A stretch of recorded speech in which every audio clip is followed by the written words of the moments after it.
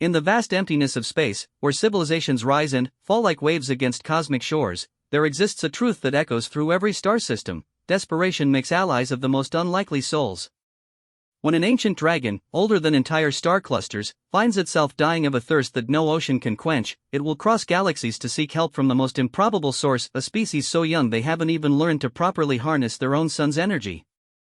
But humans, as the universe is about to discover, possess something far more valuable than advanced technology or cosmic wisdom. They possess something that has made gods weep and emperors kneel: the unshakable determination to help those who need it most, even when logic screams against it. This is the story of how a dying dragon's desperate gamble changed the fate of two species forever, and why the galaxy still whispers about the day humanity proved that sometimes the smallest acts of kindness can reshape the very foundations of reality itself. The star charts called it the Terminus Nebula, a graveyard of dead civilizations floating in the cold darkness between galaxy arms. Among the twisted metal hulks of ancient warships and the crystallized remains of once mighty space stations, something stirred that had not moved in 3,000 years. Zephyros, the eternal opened eyes that had witnessed the birth of 100 worlds. Once, those eyes had burned with the fire of newborn stars. Now they flickered weakly, like candle flames in a hurricane. The great dragon's scales, each one larger than a human dwelling, had lost their lustrous deep blue color and faded to the pale gray of old bone. Where cosmic energy had once flowed through him like liquid lightning, now there was only an aching emptiness that grew larger with each passing moment. The dragon had not spoken in centuries, but now his voice rumbled through the vacuum of space itself, a sound that would have shattered planets in his prime. So, this is how it ends. The words carried the weight of eons, heavy with the knowledge of civilizations he had watched bloom and wither like flowers in an endless spring.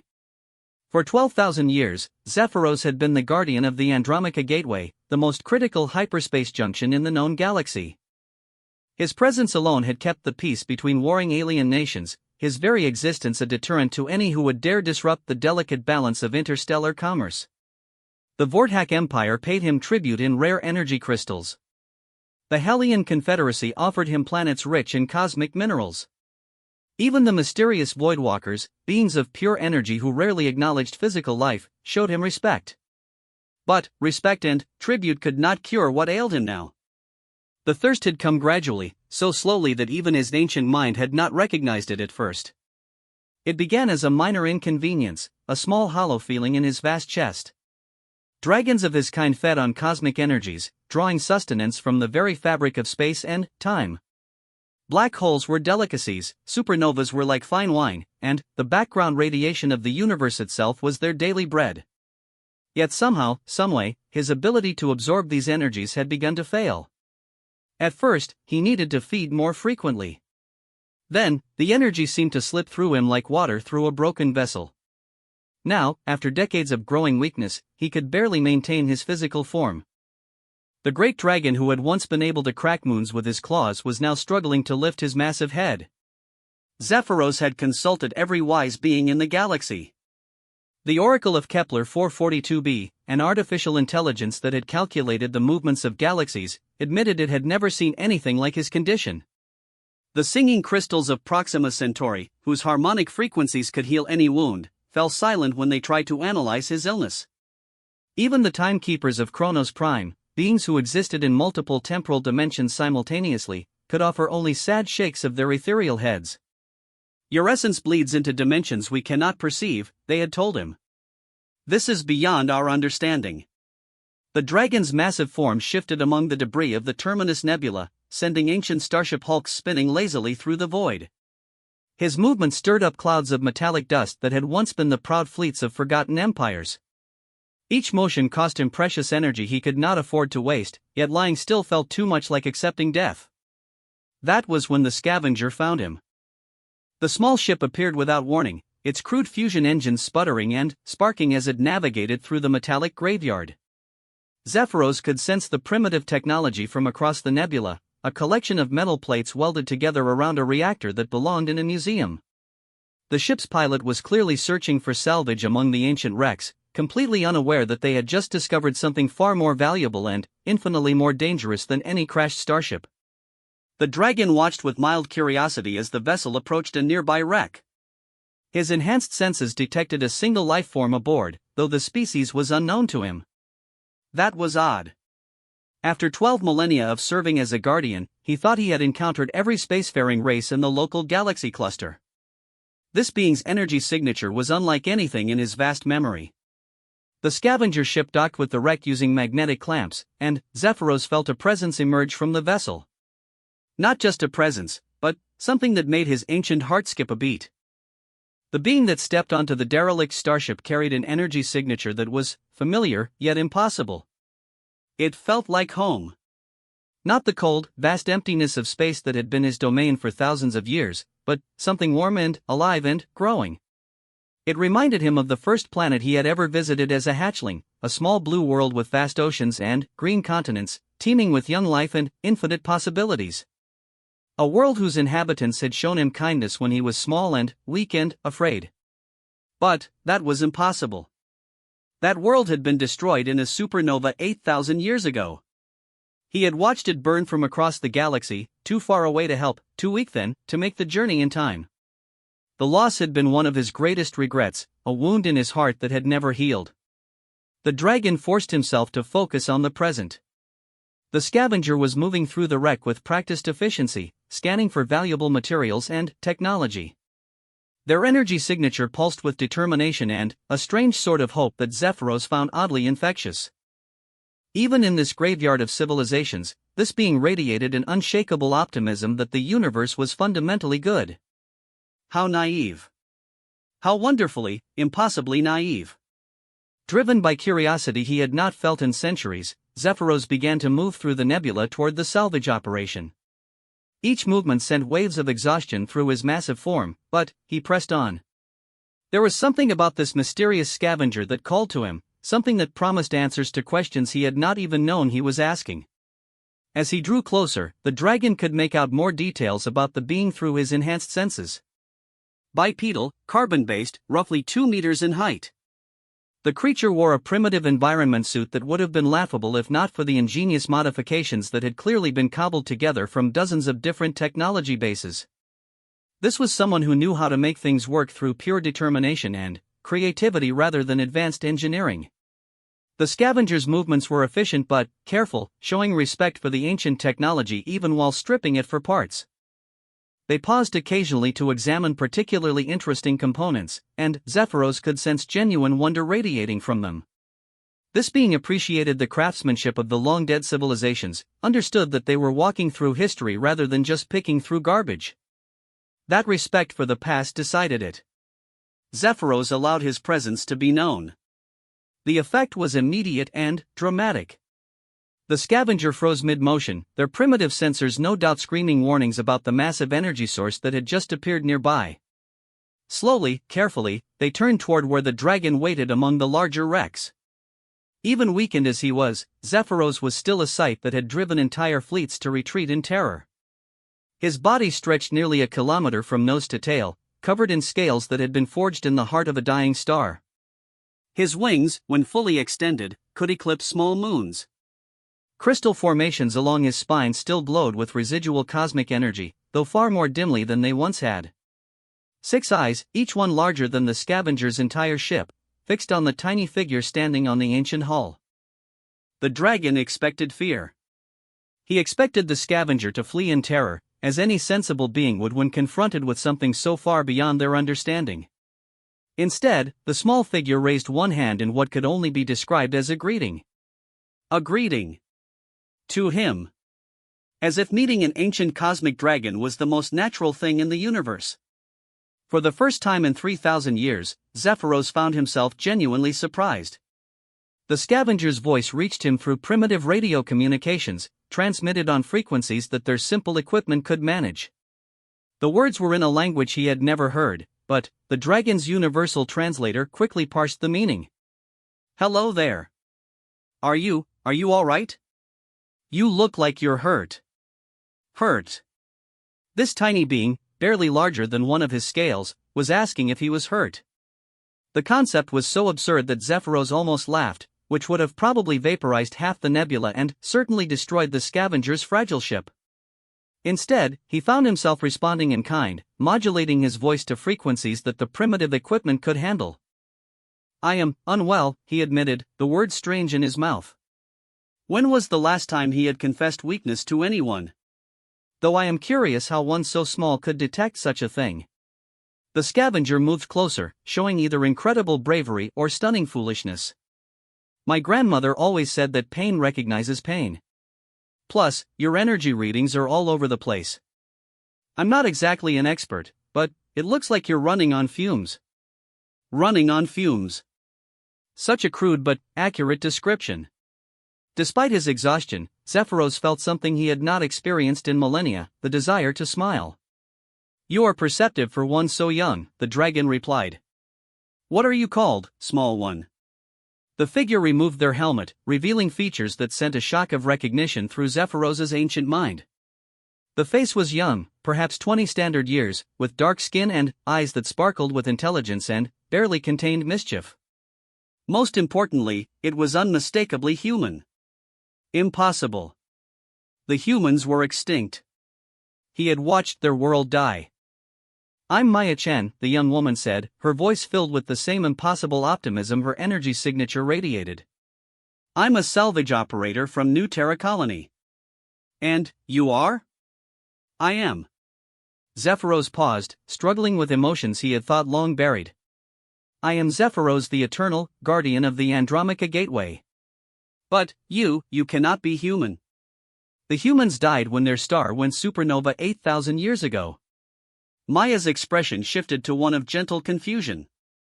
I think you might have us confused with someone else. Humanity has been spreading through the galaxy for about 400 years now. Our original homeworld, Earth, is still there. Still blue and green and full of people who make terrible decisions and somehow muddle through anyway. The words hit Zephyros like a physical blow. Earth. That was the name of the world he remembered, the small blue planet whose inhabitants had shown him kindness when he was young. But, if it still existed, if these humans had somehow survived and spread to the stars. Hope, an emotion he had thought dead forever, flickered to life in his ancient heart. Maya Chen of New Terra, he said carefully, I find myself in need of assistance that no other being in the galaxy has been able to provide. My condition is terminal, and all conventional help has failed. But, if you are truly human, if your people still remember the old ways of showing kindness to strangers, perhaps there is yet hope. Maya was quiet for a long moment, studying his massive form with those intelligent eyes. Finally, she spoke. What do you need? 3 simple words, but they carried the weight of an entire species' character. No demands for payment, no questions about what was in it for her, no fear of getting involved in something beyond her understanding. Just a willingness to help because someone needed it. For the first time in 3,000 years, Zephyros the Eternal began to believe that perhaps the universe had not forgotten how to surprise him after all.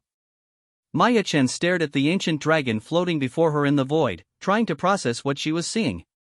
Her salvage scanner kept insisting that the massive creature was simultaneously alive and somehow not entirely present in their current dimension. The readings made no sense, but, then, again, very little in her life had made sense since she decided to become an independent salvage operator instead of following her parents into comfortable corporate jobs. You're asking for my help, she said slowly, but you haven't told me what's wrong. And, honestly, I'm just a glorified junk collector with a barely functional ship and a talent for fixing things that shouldn't work. What could I possibly do that an entire galaxy of advanced civilizations couldn't? Zephyros shifted position, and Maya felt the gravitational waves from his movement ripple through her ship's hull.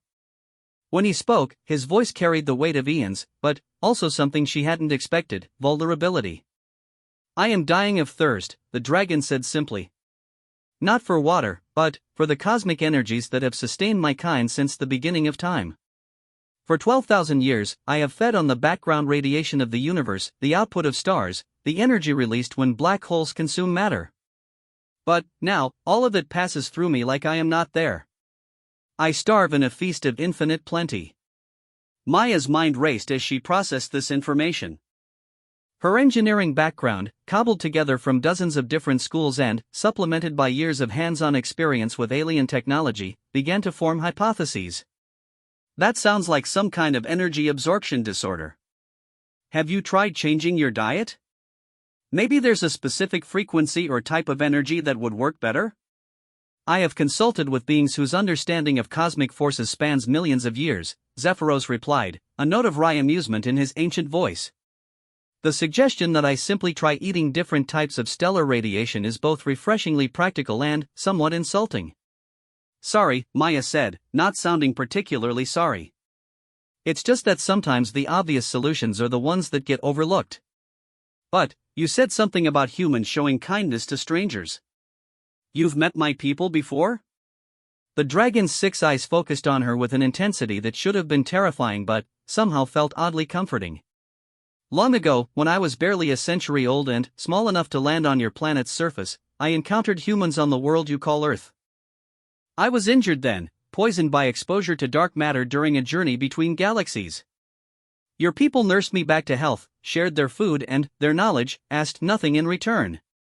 The memory of that kindness has sustained me through dark times. Maya felt a warm glow of species pride, mixed with the practical realization that she was now responsible for upholding humanity's reputation for random acts of kindness. No pressure. Okay, she said, making a decision that her rational mind insisted was completely insane.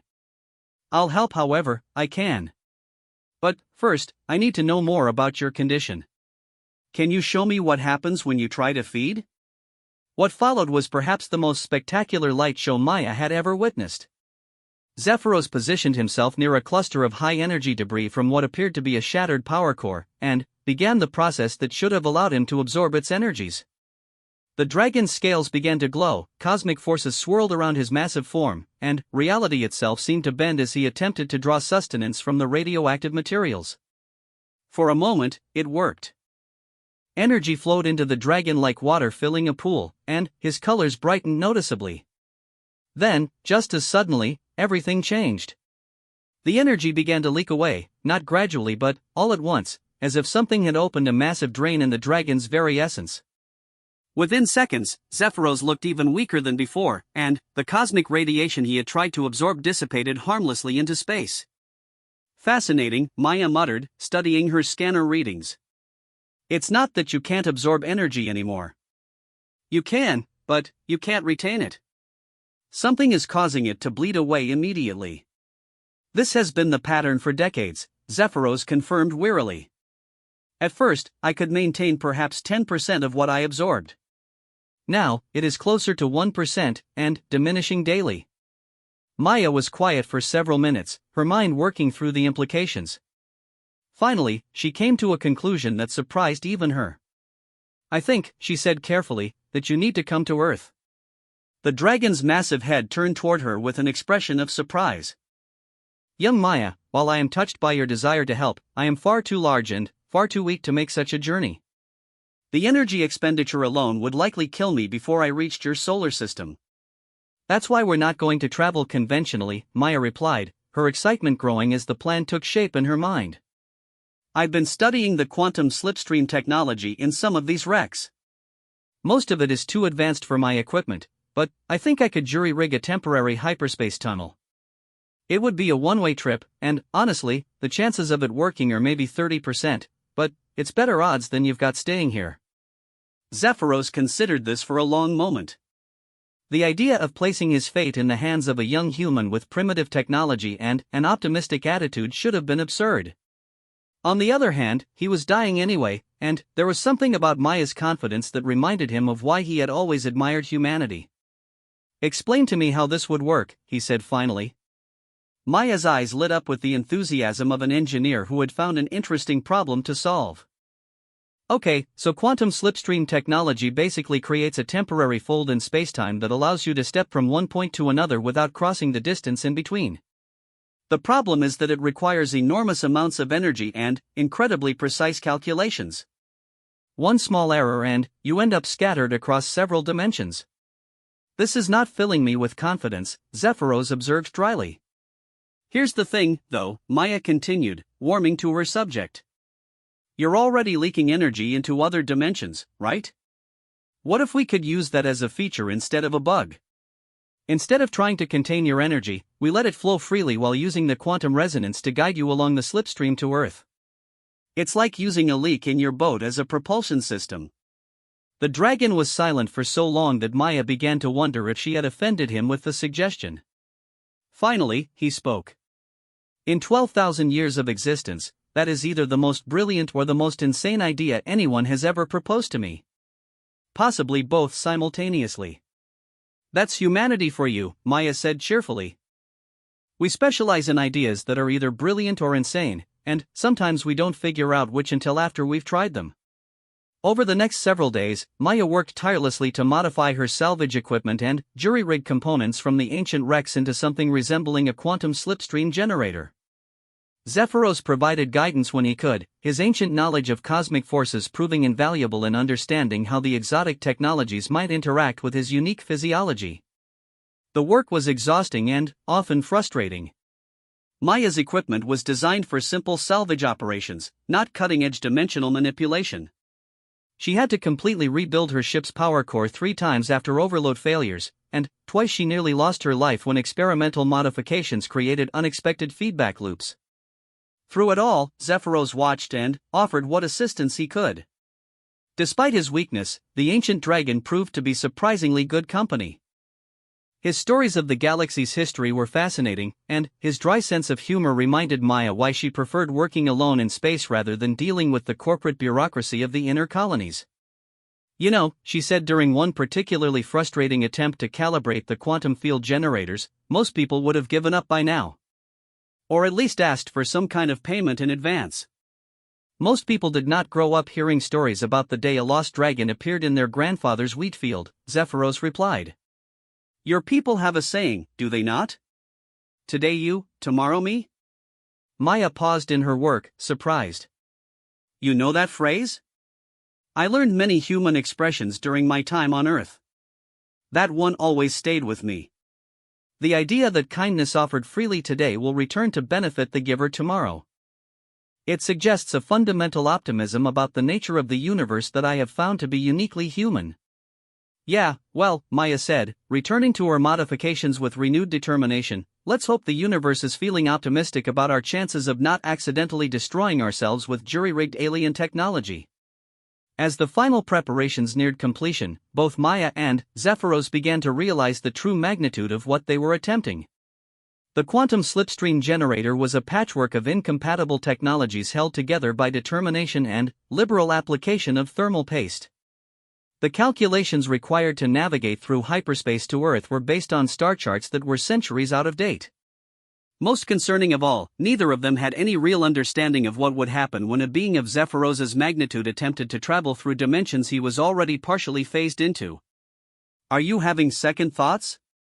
Maya asked as she completed the final calibrations. Zephyros considered the question seriously. I am having approximately 7,000 second thoughts, he replied. However, I am also remembering what it feels like to hope for something better than slow death in the darkness. Win or lose, you have given me that gift. Maya felt a lump form in her throat at the dragon's words. Just so you know, if this actually works, you're going to love Earth. We've got the best coffee in the galaxy, assuming you can metabolize caffeine. And, wait until you see what we've done with orbital gardens. You think cosmic radiation is good?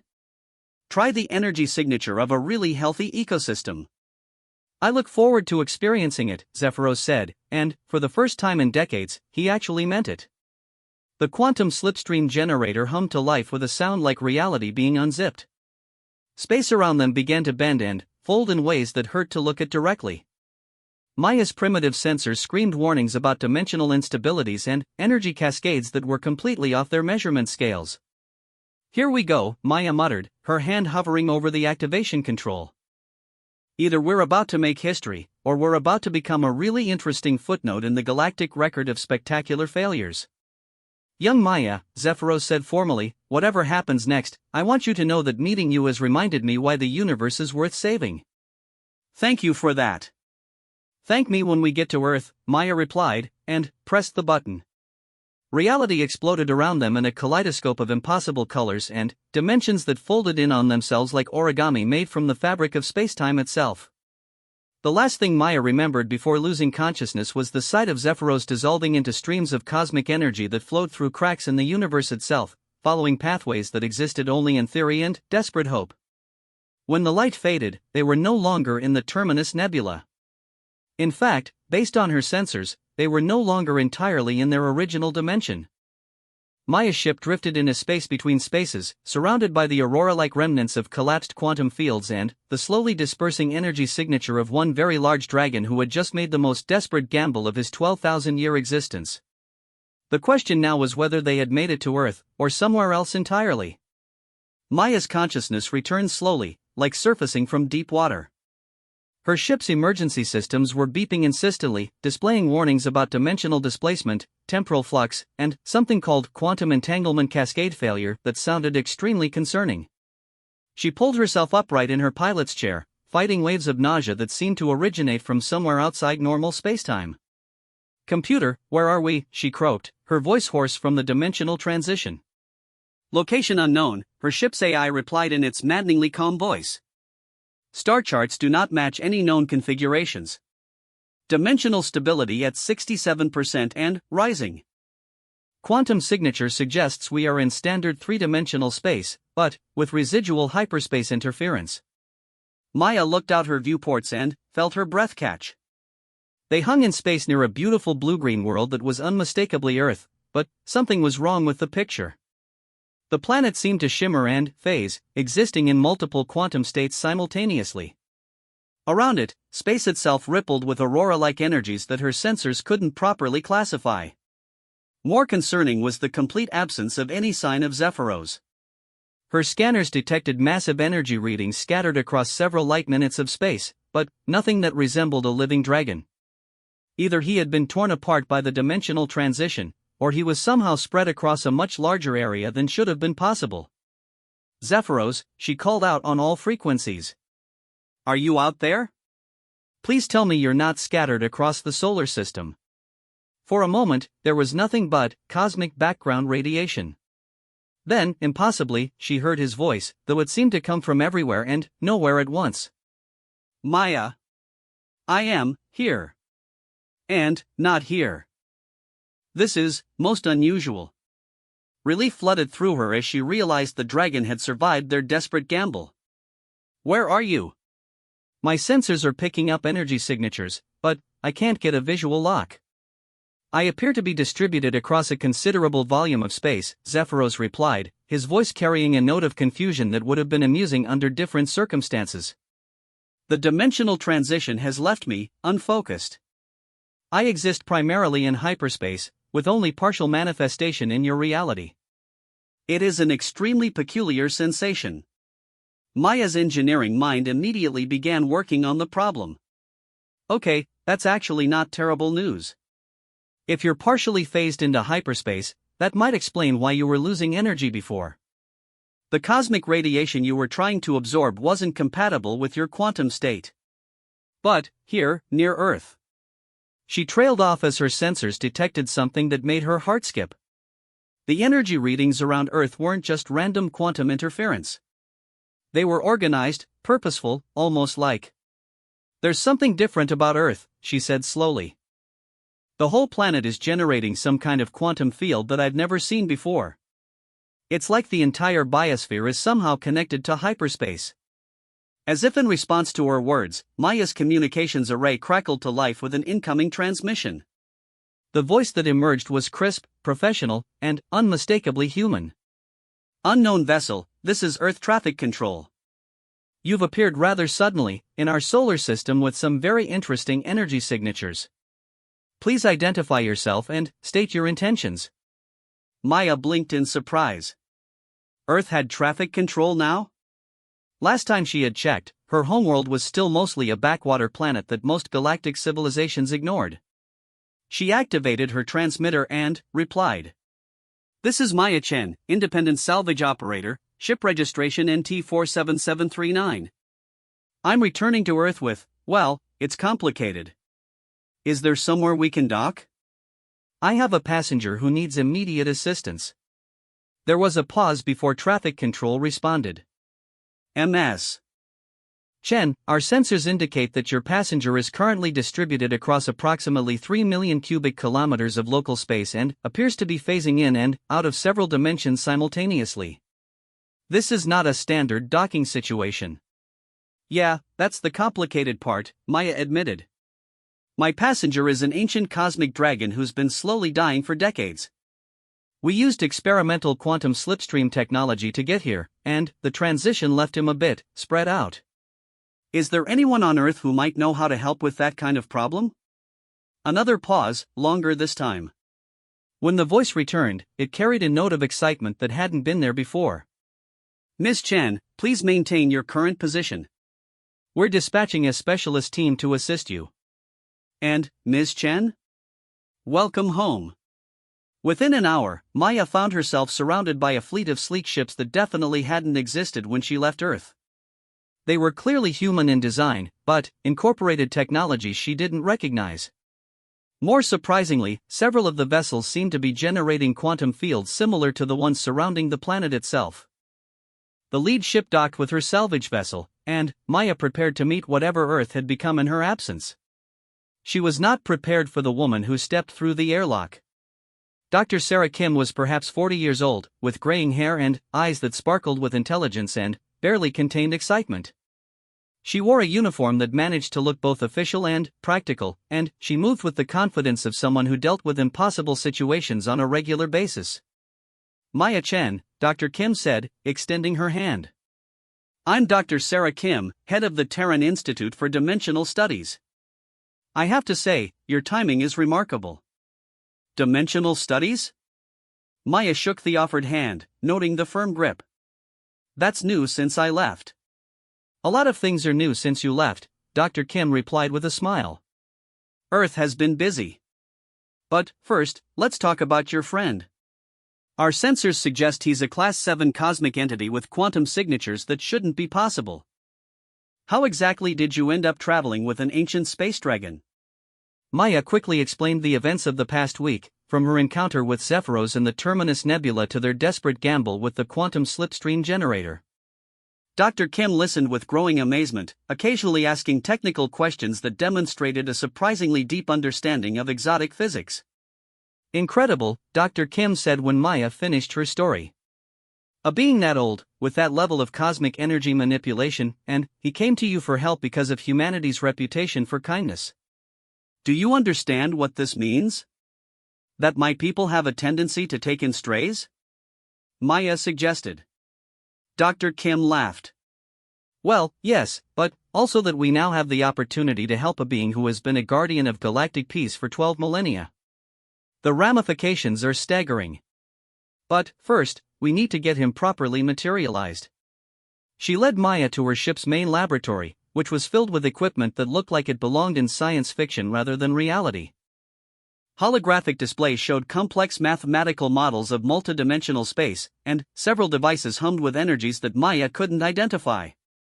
The good news, Dr. Kim explained, is that we've actually encountered this type of dimensional displacement before. About 50 years ago, Earth made contact with a species called the quantum shepherds, beings who exist naturally in multiple dimensions simultaneously. They taught us how to create quantum anchoring fields that can help displaced entities regain dimensional coherence. She gestured to one of the larger machines. This is a dimensional stabilizer. It creates a localized field that encourages quantum states to collapse into a single reality. Combined with Earth's natural quantum resonance field, it should be able to help your dragon friend pull himself back together. Earth has a natural quantum resonance field? Maya asked, feeling increasingly out of touch with her homeworld's development. Another gift from our friends, Dr. Kim replied. The quantum shepherds helped us understand that consciousness itself generates quantum effects. A planet with billions of sentient beings thinking, dreaming, and creating generates an enormous quantum field. Most worlds never learn to harness it, but humans, well, we've always been good at finding new ways to use unexpected resources. They returned to Maya's ship to begin the process of helping Zephyros regain physical cohesion. Dr. Kim's team deployed the dimensional stabilizer while Maya maintained communication with the scattered dragon, providing reassurance and guidance as the ancient being slowly began to pull his essence back together. The process was beautiful to watch. Streams of cosmic energy began converging from across the solar system, drawn by the quantum fields like water flowing downhill. Slowly, gradually, the familiar outline of Zephyros began to take shape in space near Earth. But, as he materialized, Maya noticed something remarkable. The dragon's scales were no longer the pale gray of weakness. They glowed with a deep, healthy blue that was somehow richer and more vibrant than the faded color she remembered from his prime. His eyes burned with renewed energy, and, when he spoke, his voice carried strength that hadn't been there since their first meeting. I feel. Zephyros paused, as if searching for words to describe something beyond his vast experience. Young Maya, what has your world done to me? I feel as I have not felt in thousands of years. Dr. Kim's voice came over the communication array, filled with wonder and scientific excitement. Mr. Zephyros, how much do you know about the relationship between consciousness and cosmic energy? I know that sentient thought affects quantum fields, the dragon replied carefully. It is a minor effect, barely noticeable except in very specific circumstances. Minor on most worlds, Dr. Kim agreed. But Earth now has 8 billion humans, all thinking and dreaming and imagining better futures. Plus several million uploaded consciousnesses in our quantum networks, AI entities that dream in mathematics, and about 1,000 alien refugees from various conflicts who have made Earth their home. The combined consciousness field of our planet is significant. Maya was beginning to understand. The cosmic energy you were losing, she said to Zephyros. It wasn't disappearing.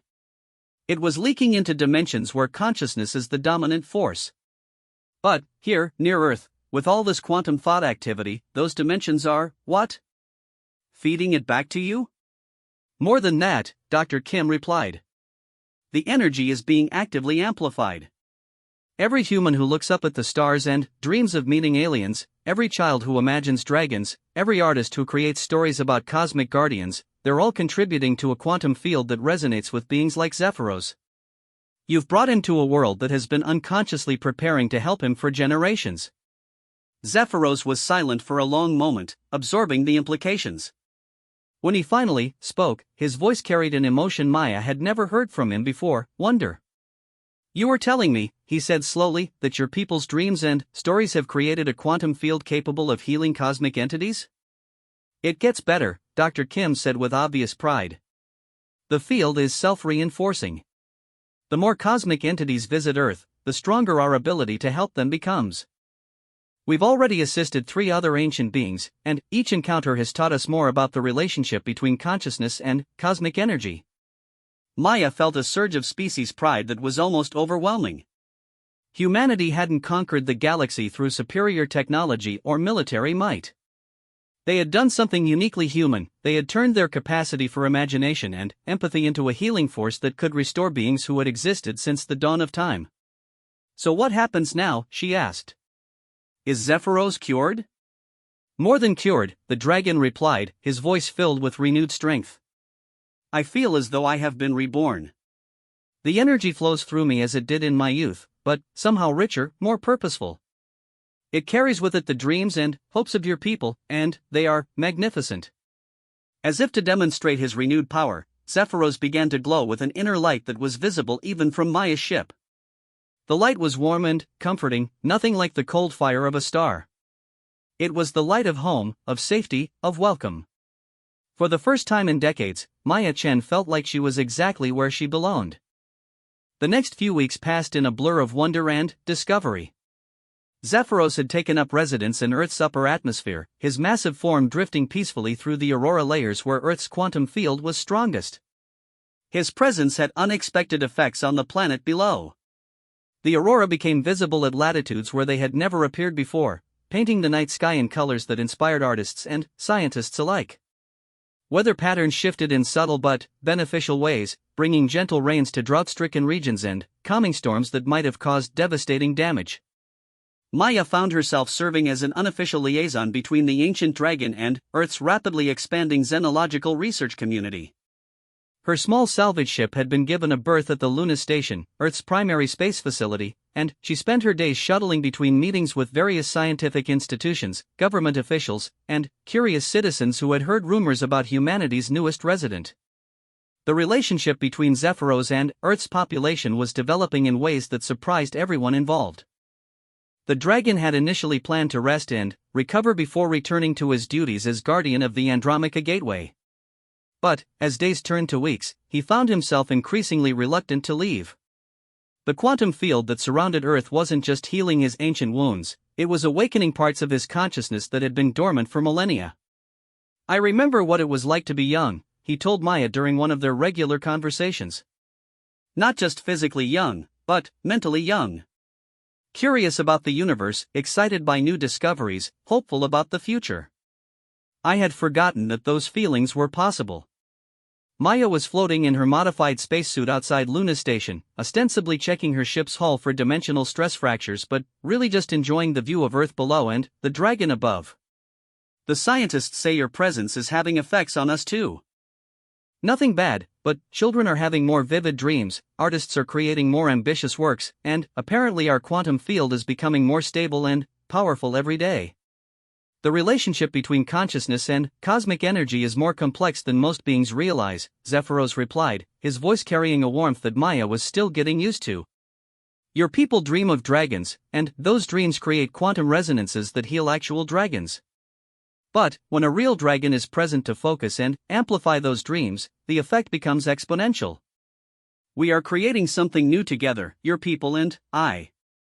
That something new was becoming increasingly apparent to everyone on Earth. Dr. Kim's dimensional research team had documented quantum effects that were unlike anything previously observed. Human creativity was somehow being enhanced by Zephyros's presence, leading to breakthrough discoveries in fields ranging from clean energy to interstellar communication. Children born during the dragon's residence showed early indicators of enhanced spatial reasoning and what could only be described as innate understanding of cosmic principles. But, the most remarkable change was in humanity's relationship with the galaxy at large. News of Earth's ability to heal cosmic entities had spread through the galactic communication networks with surprising speed. Within a month of Zephyros's arrival, Earth began receiving visitors from species that had previously ignored the small blue world on the galaxy's rim.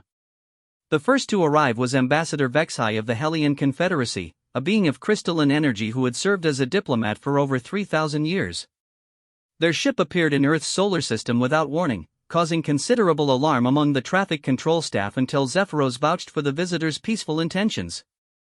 Maya found herself assigned as the ambassador's escort, a role for which she felt thoroughly unqualified.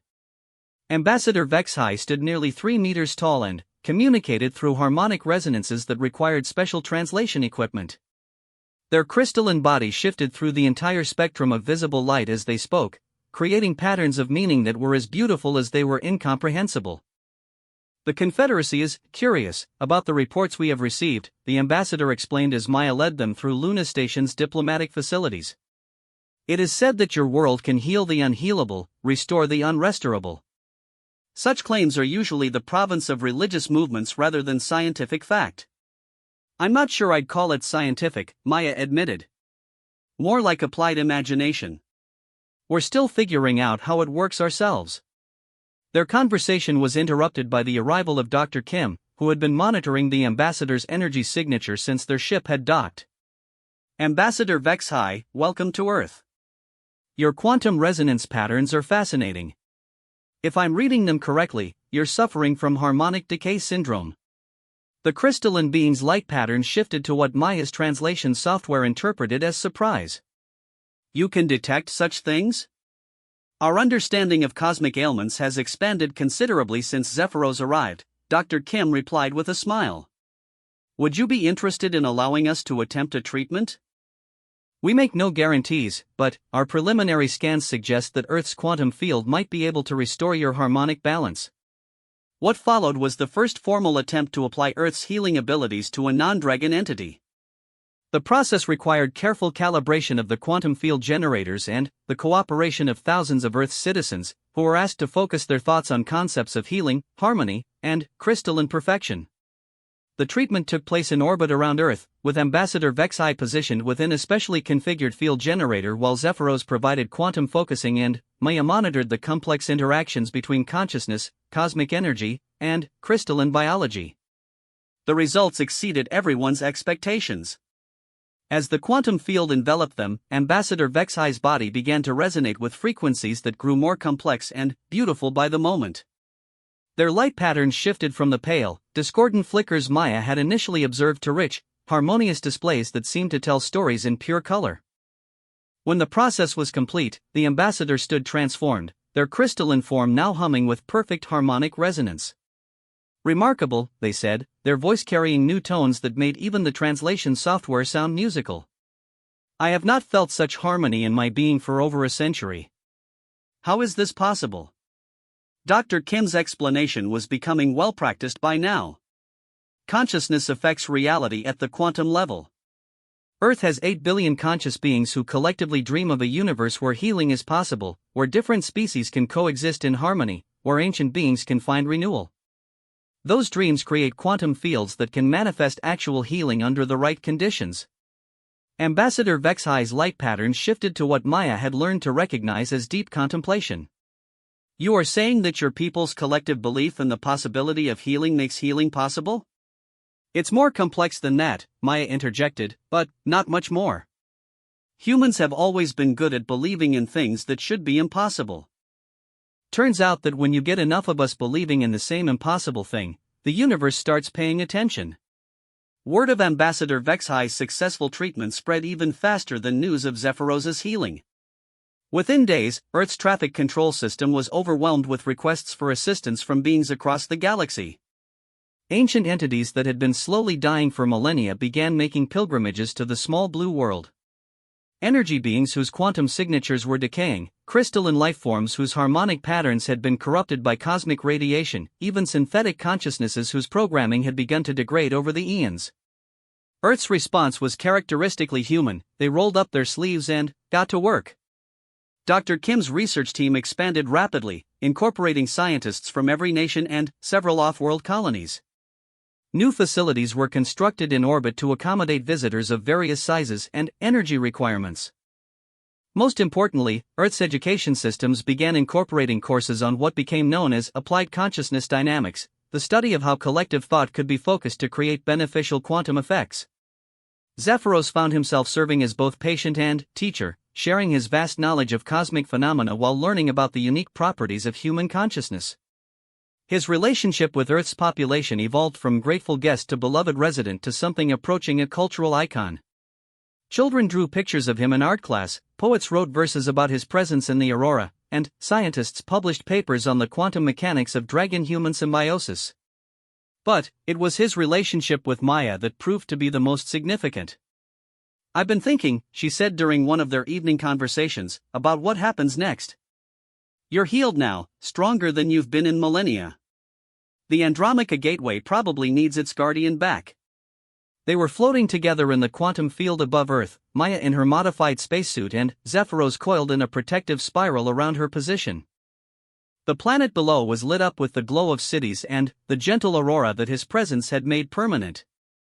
I have been thinking about that as well, Zephyros replied, his voice carrying a note of uncertainty that was rare for the ancient dragon. My duty to the galaxy is clear, and the gateway has been unguarded for too long.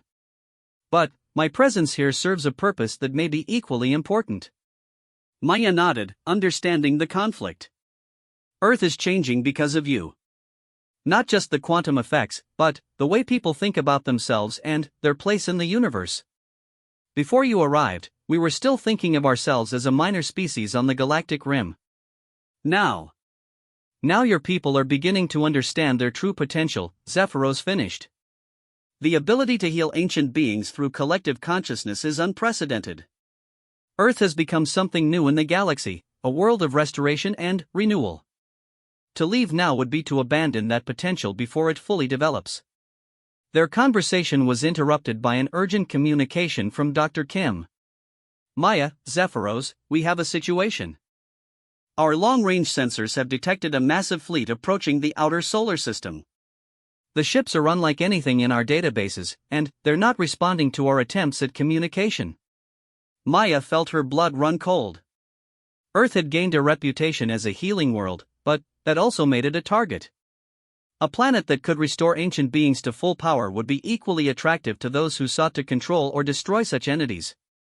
How long until they arrive? She asked. 6 hours, Dr. Kim replied.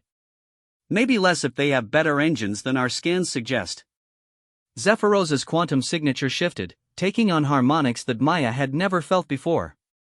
When he spoke, his voice carried the authority of a being who had maintained galactic peace for 12,000 years. Dr. Kim, he said formally, please open a channel to all Earth communication networks. It is time for your people to understand exactly what they have become, and what that means for the galaxy. As Maya looked down at the beautiful blue world below, she realized that their time of peaceful development was over. Earth was about to face its first test as a power in galactic politics, and everything they had built together hung in the balance. The emergency broadcast reached every human settlement from Earth to the outer colonies within minutes. Zephyros's voice, amplified by Earth's quantum field generators, spoke directly to 8 billion minds simultaneously. People of Earth, the ancient dragon began, his words carrying the weight of eons, you have become something unprecedented in galactic history. Through your collective consciousness, you have created a power that can restore life, heal ancient wounds, and bring hope to beings who had forgotten what hope felt like. But, with such power comes responsibility, and, with responsibility comes those who would seek to control or destroy what they cannot understand. Maya watched from Luna's station as the approaching fleet resolved into distinct vessels on the long-range scanners. Massive battleships with weapon signatures that dwarfed anything in Earth's defensive arsenal, accompanied by smaller craft whose energy patterns suggested they were designed for planetary occupation rather than space combat. The fleet approaching your world belongs to the Dominion of Kethmore, Zephyros continued, a coalition of species that believes cosmic power should belong only to those strong enough to take it by force. They have heard of Earth's abilities and come to claim them. They expect to find a defenseless world of primitives who have stumbled upon forces beyond their comprehension. Dr. Kim's voice cut through the communications channel. Zephyros, Earth's defensive capabilities are limited. We have some orbital platforms and a small fleet of patrol ships, but nothing that could stand against a Dominion battle group. Are we looking at evacuation protocols? The dragon's response carried a note of something that Maya had learned to recognize as his equivalent of a smile. Dr. Kim, you are still thinking in terms of conventional warfare. The Dominion expects weapons and shields and the usual tools of galactic conflict. They are not prepared for what Earth has actually become. Maya felt a chill of understanding. You want us to use the quantum field as a weapon. Not a weapon, Zephyros corrected gently. A teacher. The Dominion comes with violence in their hearts because they believe violence is the only true power. But, consciousness is stronger than force, imagination is more potent than weapons, and the collective will of 8 billion minds focused on a single purpose can reshape reality itself. The plan that emerged over the next 4 hours was perhaps the most audacious gambit in human history. Instead of preparing for battle, Earth's population was asked to prepare for the largest collective consciousness event ever attempted. Every human on the planet and, throughout the colonies was given a simple task: imagine peace. Not just the absence of conflict, but active, transformative peace. The kind of peace that turned enemies into friends, that healed old wounds and opened new possibilities. Peace that was so profound and compelling that violence became not just unnecessary but literally unthinkable. Maya found herself at the center of the coordination effort, her unique position as liaison between Zephyros and Earth's government making her the natural choice to oversee the technical aspects of the quantum field manipulation. Her salvage ship, upgraded with experimental consciousness amplification equipment, would serve as the focal point for humanity's collective will. This is either going to be the most beautiful thing in galactic history, she muttered as she ran final checks on her equipment, or the most spectacular failure anyone has ever witnessed. I prefer to think of it as the most human thing anyone has ever witnessed, came a familiar voice. Maya turned to see Ambassador Vexhai approaching, their crystalline form now humming with perfect harmonic resonance. My people would like to contribute our own consciousness to your collective effort. The Hellion Confederacy remembers what peace looks like, and we would be honored to help you show the Dominion. Over the next hour, similar offers arrived from every species that Earth had helped heal. Ancient energy beings, restored crystalline entities, even a few uploaded consciousnesses from synthetic species that had thought themselves beyond such biological concepts as hope and peace. Earth's quantum field began to resonate with the dreams and memories of a dozen different forms of consciousness, each adding their own understanding of what a peaceful universe might look like. The Dominion fleet dropped out of hyperspace at the edge of the solar system exactly when Earth's sensors had predicted. 50 massive vessels, their hulls scarred by 1,000 battles, their weapon ports already charging for the bombardment they expected to deliver. At the center of the formation was a dreadnought that Maya's scanners identified as the personal flagship of Warlord Kreshtai, the Dominion's supreme commander and a being whose reputation for ruthless efficiency was legendary throughout the galaxy. The Warlord's first communication was exactly what everyone had expected. Primitive world, you will surrender the cosmic entities you harbor and submit to Dominion authority. Any resistance will be met with the total destruction of your planet and the elimination of your species. You have 1 hour to comply. Zephyros responded personally, his voice carrying across space without any technological amplification. Warlord Kreshtai, I am Zephyros the Eternal, guardian of the Andromica Gateway. I know your reputation and your history. You have spent 3 centuries conquering worlds because you believe that power can only be taken through force. Today, you will learn that there are other kinds of power. The Warlord's response was to open fire. The barrage that erupted from the Dominion fleet would have been sufficient to crack a moon. Energy beams that could melt through planetary crust lanced toward Earth, followed by kinetic projectiles moving at significant fractions of the speed of light. It was exactly the kind of overwhelming display of force that had brought dozens of worlds to their knees. Instead of meeting destruction, the weapons encountered something that physics textbooks insisted was impossible. Earth's quantum field, amplified by the focused consciousness of 8 billion humans and reinforced by the dreams of a dozen allied species, simply refused to allow violence to exist within its boundaries. Energy beams dissolved into harmless light shows that painted the aurora in new colors. Kinetic projectiles lost momentum and drifted to gentle stops, their deadly mass converted into the raw materials for new space habitats. Most remarkably, the quantum field began to spread outward from Earth, washing over the Dominion fleet like a tide of pure peace. Maya watched from her position at the field's focal point as the effect reached the enemy ships. She had expected panic, confusion, maybe attempts to retreat. Instead, she witnessed something that brought tears to her eyes. One by one, the weapons aboard the Dominion vessels simply stopped firing. Not because they were disabled, but because the crews operating them suddenly found themselves unable to conceive of harming another living being. The quantum field carried with it 8 billion human dreams of peace, supported by the memories of beings who had lived through both war and reconciliation. It was impossible to experience that collective vision and maintain any desire for violence.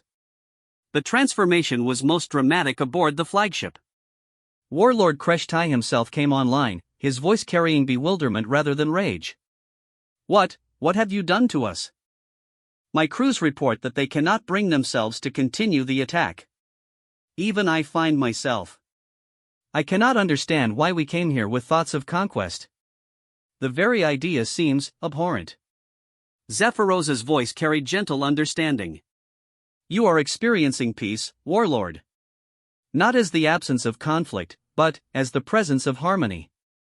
Your people have spent so long fighting that you had forgotten what it feels like to exist without the constant pressure of violence and domination. Over the next several hours, the most remarkable diplomatic transformation in galactic history took place. The Dominion fleet, rather than conquering Earth, found itself drawn into orbit around the planet. Crew members requested permission to visit the surface, not as invaders but as beings who had suddenly remembered what it felt like to be curious about other cultures rather than determined to destroy them. Warlord Kreshtai himself eventually requested a meeting with Maya, as the human who had served as the focal point for the consciousness field that had transformed his entire worldview. Maya met him aboard Luna Station, in a conference room that had been hastily reconfigured to accommodate a being who stood nearly 4 meters tall and whose carapace bore the scars of countless battles. The Warlord's 6 eyes regarded her with an expression that her translation software identified as profound confusion mixed with something approaching wonder. I have conquered 47 star systems, he said without preamble. I have commanded fleets that could reduce planets to cosmic dust. I have been feared across 3 galaxy arms for my tactical brilliance and complete ruthlessness. And now I find myself sitting here, asking a young human how it is possible to feel this contentment. Maya smiled, remembering her first conversation with Zephyros in the Terminus Nebula. It's what we do. We take in strays, remember? Even really, really dangerous strays who show up planning to conquer us. But, why? The warlord's confusion was genuine. By all logical measures, you should be demanding tribute, or at least asking for guarantees that the Dominion will not threaten other worlds. Instead, your people are offering us food, entertainment, and something called cultural exchange programs. Because that's what works, Maya replied. Violence creates more violence, but kindness tends to spread. You came here planning to take our power by force, but now you're experiencing that power directly. How do you feel? The warlord was quiet for a long time, his scarred carapace shifting as he considered the question. Finally, he spoke. I feel as though I have been living in a small, dark room my entire life, and someone has suddenly opened a door to show me that there is an entire universe outside. The idea that I spent centuries fighting to control tiny portions of space when infinite possibilities existed, it seems almost tragic. Their conversation was interrupted by Zephyros, whose quantum signature had become as familiar to Maya as her own heartbeat. Warlord Kreshtai, your transformation is remarkable, but it raises important questions. What will happen when you return to Dominion space? Will this piece you have found survive when you are no longer within Earth's quantum field? The warlord's expression shifted to something that Maya's translation software couldn't properly parse. That is, concerning. I can feel that this piece is real, that it represents a better way of existing than the constant conflict I have known. But, you are right to question whether it will endure. Dr. Kim, who had been monitoring the conversation, chose that moment to make an announcement that surprised everyone in the room. Actually, we think it will endure, but not in the way you might expect. Our analysis suggests that consciousness changes at the quantum level are persistent. Once a mind has experienced true peace, it retains the quantum patterns that make peace possible. You won't just remember this feeling, you'll carry the ability to recreate it. She gestured to Ambassador Vexhai, who had been quietly observing from a corner of the room. The ambassador has been away from Earth for 2 weeks, but their harmonic patterns remain stable. The healing they experienced here wasn't temporary, it was a fundamental restoration of their natural state. The implications of this revelation were staggering. Earth hadn't just temporarily pacified the Dominion fleet, it had potentially transformed an entire military coalition into something unprecedented in galactic history. Over the following days, as the Dominion crews explored Earth and its colonies, the transformation became even more pronounced.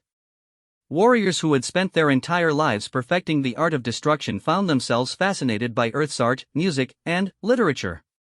Scientists who had dedicated themselves to developing better weapons began collaborating with Earth's researchers on projects aimed at healing and restoration.